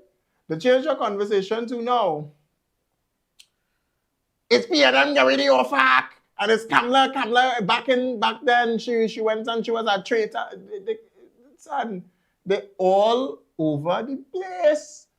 Every time the bad talk or they speak some ills about Kamala Prasad Visesa, my prime minister sit down there and she run your picture. Watch how smart this woman is.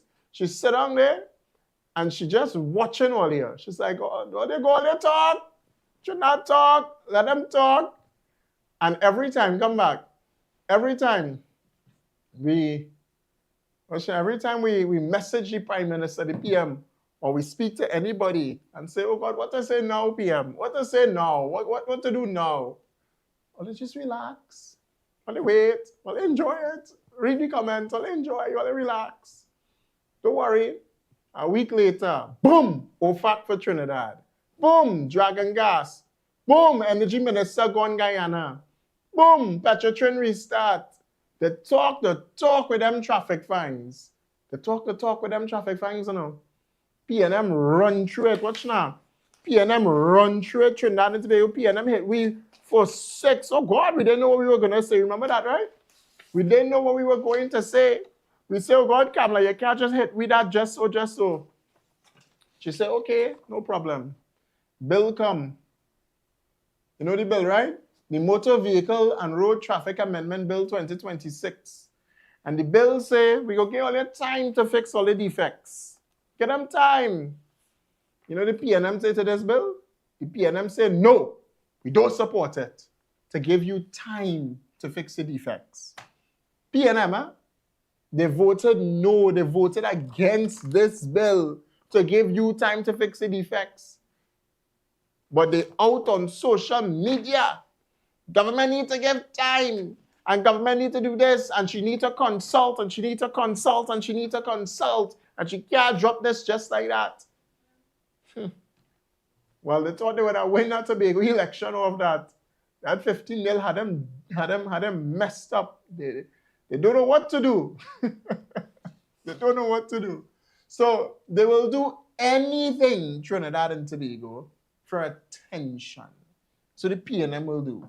They will say this government, the UNC government, is spiteful and hateful and dreadful, and she don't care about black people, and only Indian people benefiting is what they will always come to say. Because the PNM always run the race card. But just as Tobago give you a 15-0 trust, Laventil East, Laventil West, probably not Laventil West, but you know, those PNM strongholds, we coming for all here. Trust, we coming for all here.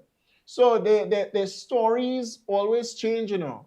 The PNM go with what they think, you know, could bring them enough attentions and views to try and pull down the government. But government messaging strong. Our messaging is strong, Trinidad and Tobago. Thousands, millions of people listen to just this show alone. Millions of people, all right? Whether in the repeat, later on, in clips, whatever.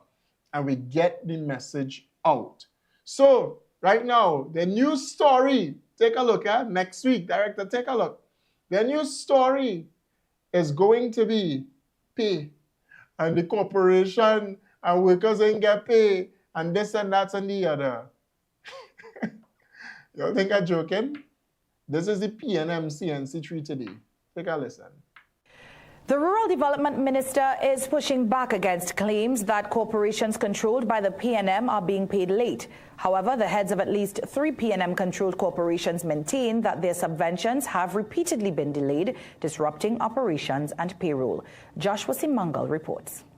Rural Development and Local Government Minister Khadija Amin denies that several PNM-controlled corporations received late checks from central government, resulting in delayed staff salaries.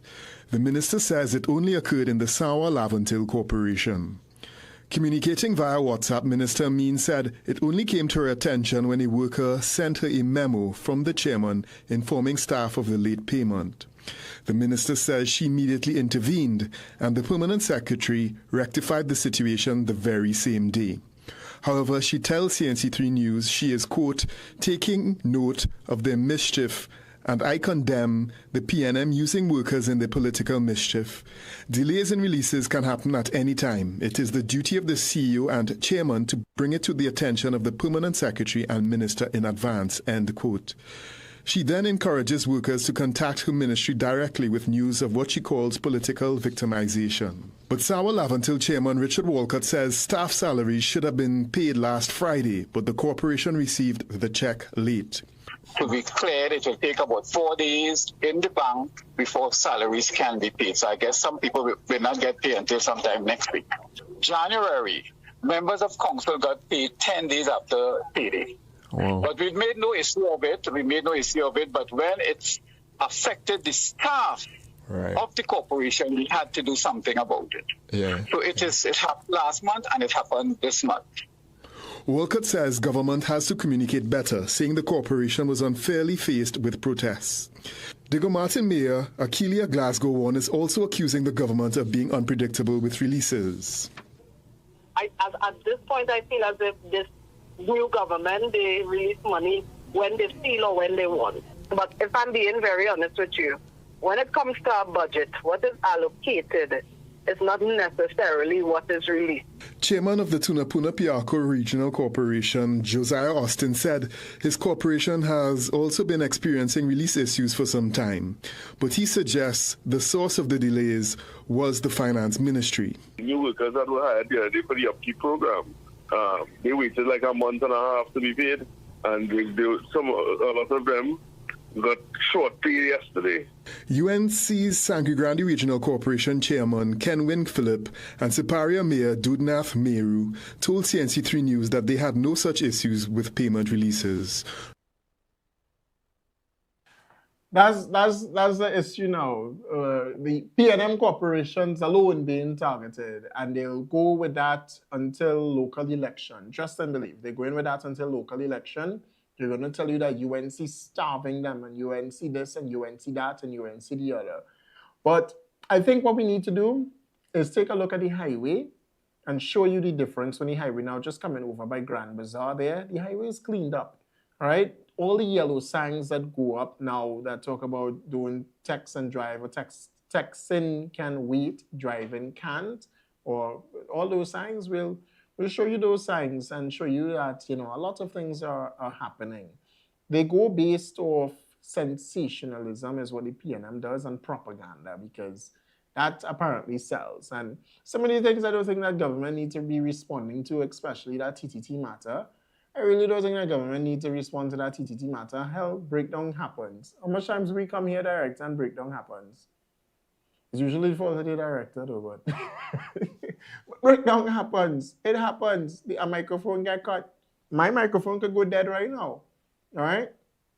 And I could pull up a log, and my microphone wouldn't log that the microphone get cut, or it might say the microphone, it might just stop audio, right?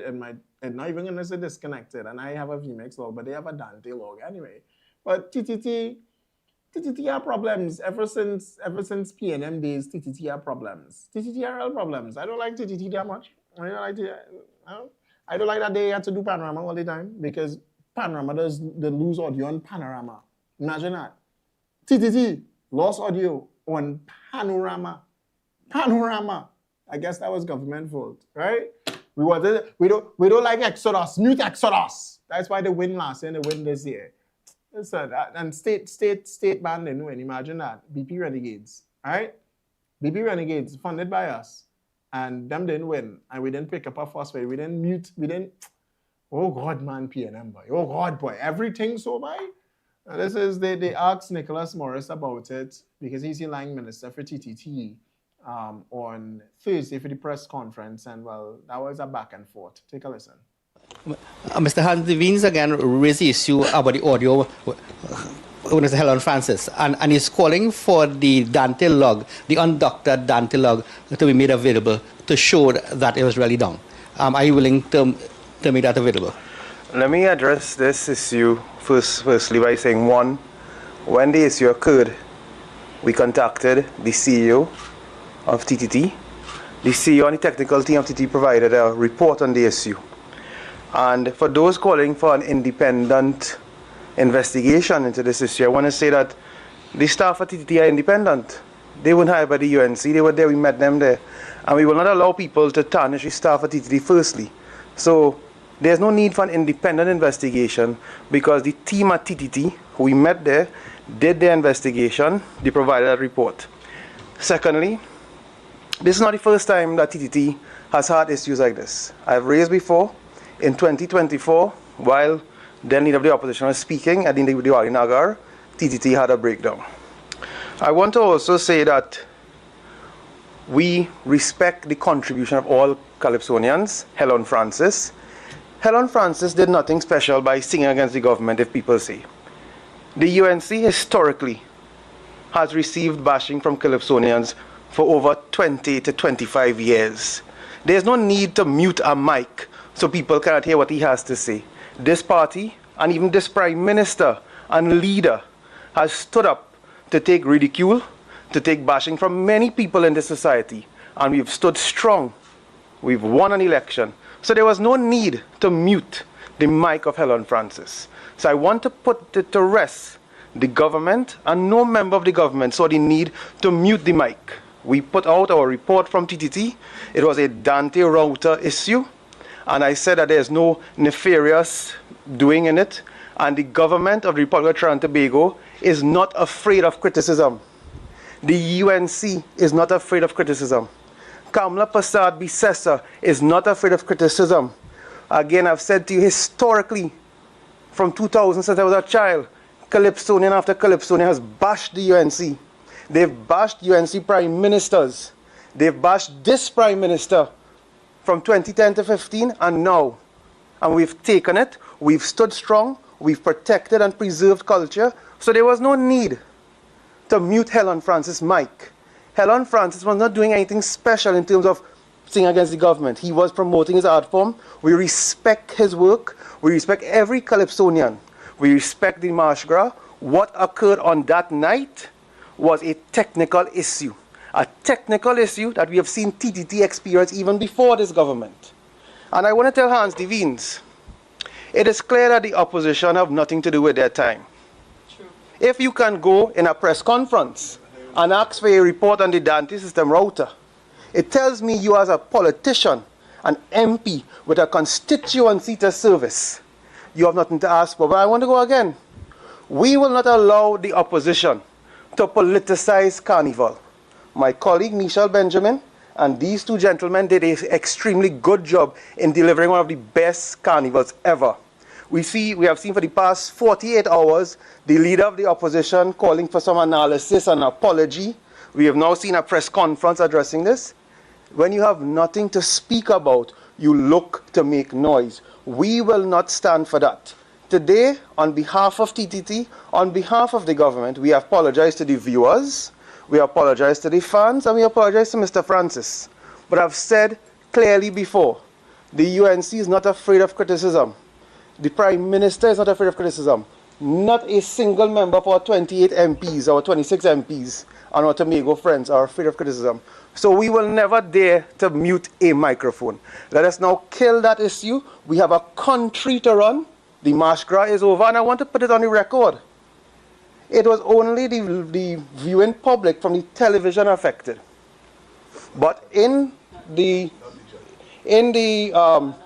venue, the judges heard well. So judging was not affected. Judging were not affected. Again, we apologize for what the viewers were not able to hear. But again, my end of statement on this issue is this government has a country to run. We do not fear criticism. We are not the last administration who ran from the country. We'll accept that criticism. We'll work hard, so there's no need to mute a microphone. So are you going to make the Dante log available? As I said prior, the issue, we have put it out as a Dante router issue. That issue is now there. If Mr. Devines wants to go and get Spotify and this and that, he could do all of that. But the government has a country to run. We do not have time now to dwell on an issue as trivial as this. We now have an economy to rebuild that they have destroyed. We have security to restore that they ignored. And we have citizens who are depending on us. So if Mr. Hans Devines has time on his hand to study YouTube and Spotify, Facebook, Dante, earbuds and whatever audio stuff, we have a country to run. But I want to respond to something people calling for an independent investigation. As I've said before, there's a level of double-sidedness with the PNM when they take office, when they go into opposition. They will say, don't attack public servants and don't attack workers. We met the individuals at TTT. We are grateful for their hard work. So the report you see out in the public came from TTT's independent technical team. And we are satisfied with that report, and we move on to run a country. Minister, Teresa Polo, Guardian Media, I wanted to weigh in on the conversation as it pertains to the audio difficulties that occurred during Helen Francis's performance. Apart from the MP, the PNM MP, the Emancipation Support Committee, independent organization, would have called for an independent investigation into the incident. They also responded to the Prime Minister's social media post, rejecting the suggestion that calypsos in the past were divisive, and they emphasized and went back into history of where the origins of calypsos and so forth. For that organization, not a political organization, what's your response to their request for that independent investigation? We respect that organization very much. We respect their work. But as I said before, the report put forward by TTT's technical team, presented us by the acting CEO, represents an independent report in itself, because those are highly trained technical individuals we've met there, and that in itself is as independent as you can get. In terms of their comment against the Prime Minister's statement, the Prime Minister did not say that calypso was divisive. The Prime Minister didn't condemn calypso. Calypso is part of our national history or heritage or patrimony, and I'm proud of calypso. But the Prime Minister highlighted the facts that at times there have been issues that have been divisive, not calypso itself, but some of the artists. So we stand with the Prime Minister's statement. We want to put on record that it was this Prime Minister in 10 to 15 who increased the prize money for the Calypso monarch. So this government has always preserved, respected Carnival, Calypso, and the national art form. So in terms of the organization, we respect their work, their view, but it is our view that the team at TTT is as independent as you can get. We met them there, they are highly trained, and we accept that report. We have issued, TTT has issued, which I have repeated, an apology to Mr. Francis, to the viewers, to the fans. And again, this is not the first time it's happened. It's happened in 2024. And you have to ask yourself, why does this happen with TTT? TTT has some of the most dynamic individuals. They have some of the most dynamic staff. But when for 10 years, you lead a country down a path of destruction, your state media house has befallen in that destruction. And some of the equipment was not paid attention to. Some of the new strategies in media wasn't paid attention to. So the problems facing TTT today stems from the government of the previous government. But that is a conversation for another day. And I've premised my answer by saying in 2024 it happened. It's happened many times before. I even saw a meme sometime before that during Panorama, some people, the audio went and they wanted to know if the government mute the audio on Panorama too, because that is the issues we face as a station, you know. And again, it was unfortunate how the circumstances occurred, but there's no disrespect to Mr. Francis, who again is a former independent senator as well. So there's that respect towards him. And we learn from him, we will work to improve the station, but again, it cannot be said that this government prime minister is against culture or trying to silence anyone. And as Minister said that, you know, I agree with him. TTT needs some improvement, 100%. And they heard him in the stadium. It's a non-issue. He didn't win. Move on. And while the media is focused on that story, Trinidad and Tobago, the National Gas Company of Trinidad and Tobago has signed 2 contracts with Perenco for the supply of natural gas. The signing took place during the ceremony at the Hyatt Regency Hotel in Port of Spain on Friday. And the chairman of the National Gas Company of Trinidad and Tobago, Gerald Ramdeen, said that the company is now in a better place to provide natural gas to the downstream industry. So all the talk, and you realize, I remember the talk with people shutting down, and I think this was a company that was supplying dry ice? Or something, you know, for you know, small businesses out here to keep their frozen items, you know, in containers and drive around the country, something like that, right? They talk about increasing their prices and stuff like that. Time for everything Trinidad and Tobago. It's not that this government does not care. Remember, I told you as well, directors, one of my friends talk about, you know, LPG going up, natural gas going up, and all kind of cooking gas and stuff like that. When people was fear-mongering, PNM took it and run with it. Well, this is the story today. Chairman of the National Gas Company of Trinidad and Tobago, Gerald Ramdeen, says the company is now in a better place to provide natural gas to the downstream industry. He made the disclosure during the signing of 2 contracts between the NGC and Perenco for the supply of natural gas from 2 fields. I am proud to be able to stand here and say to the citizens of this country, to the government and to the ministry, that in the last 9 months, we've been able to secure all our upstream contracts so that our supply on the upstream is secure to be able to confidently make offers to our downstream customers and to provide them with a reasonable price, the volumes that they require, for the term that they require. The 2 contracts were signed for Block 2C and 3A. Mr. Ramdeen explains that the signing of these agreements have positioned this country positively. We are in exciting times. We want to work together with Perenco and all our joint venture partners, our upstream suppliers, our multinationals, our customers in the downstream, to demonstrate that Trinidad will once again be the leader in the energy sector, not only in the Caribbean, but in the region.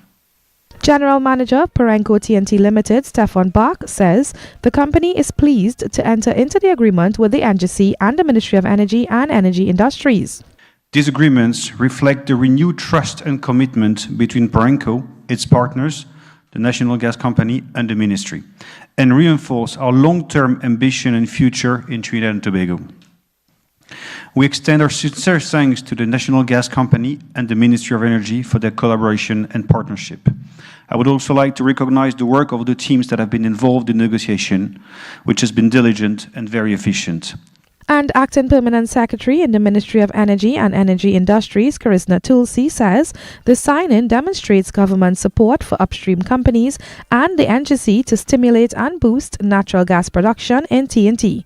Nicole Duki, TTT News.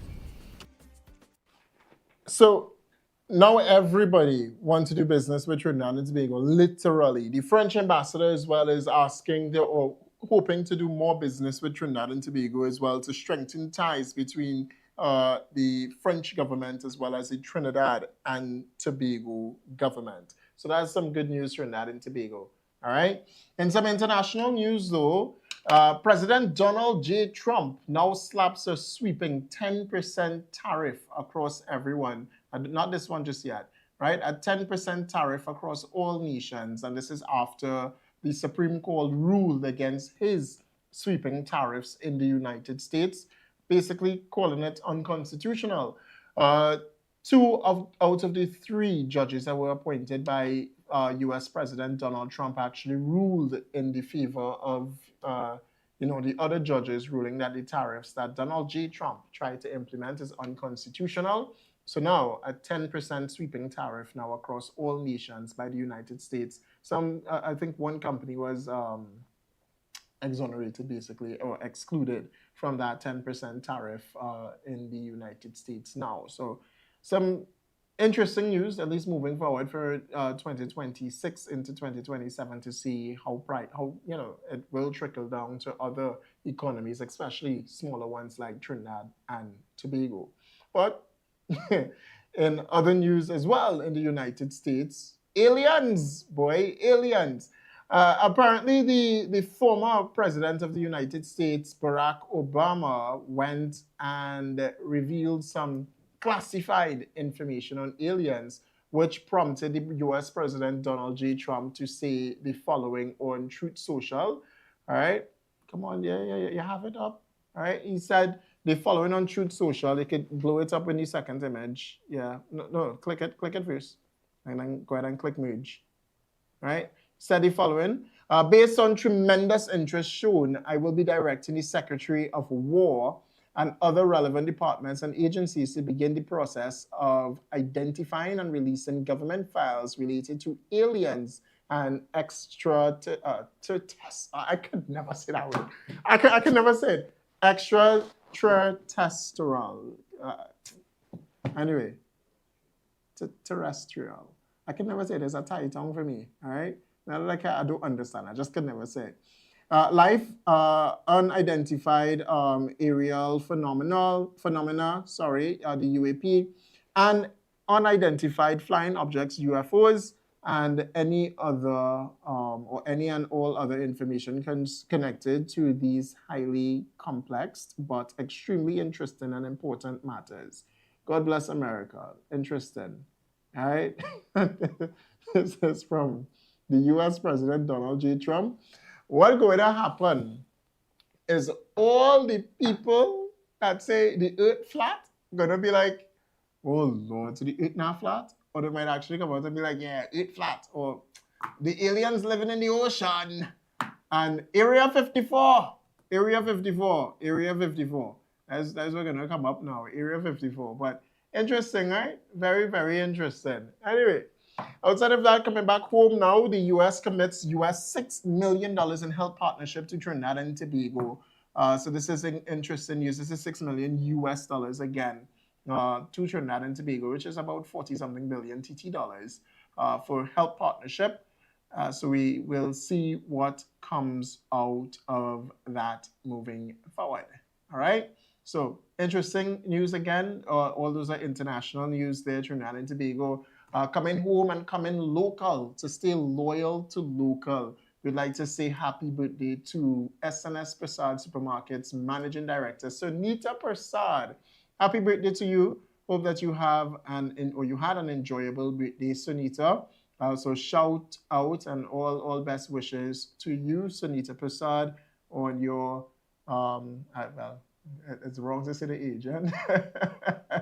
On your birthday there, Sunita. So happy birthday to you once more from all of us here at Week in Review, and thank you so much once more for your continued partnership, support, and staying truly loyal to local. Thank you so much, Trinidad and Tobago, for viewing tonight. As we wrap up the program, Monday we will see you back here again. The program will now be 2 hours long. I'm joking. What you is?